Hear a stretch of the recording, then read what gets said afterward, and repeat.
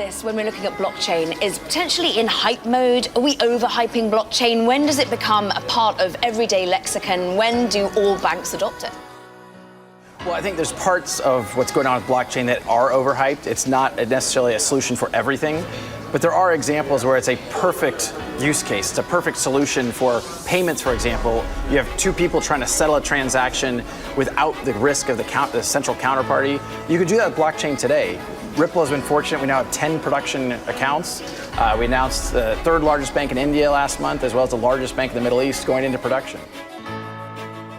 They own 70% of all the coins in circulation, 70%. So any given time, they can be like, oh, inflate the price, deflate the price, and do whatever they want to do. Think about that for a second. They own 70%.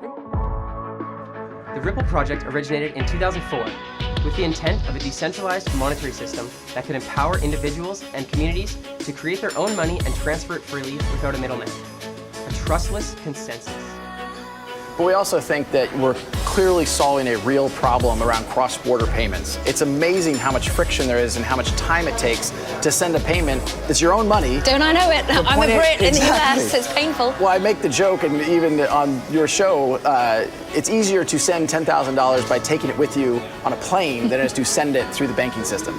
We're solving that, and I think in the future, we're really going to see the banking sector compete with the Alibabas and the Amazons and the Googles, and they need to be able to compete on a level playing field with next generation technology like blockchain solutions.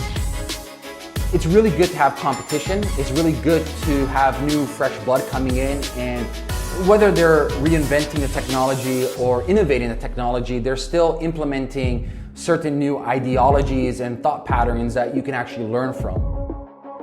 In March, Ripple said that a consortium of almost 50 banks in Japan were in the process of commercializing the technology, exceeding the expected rate of bank adoption. Another good sign for the Ripple market.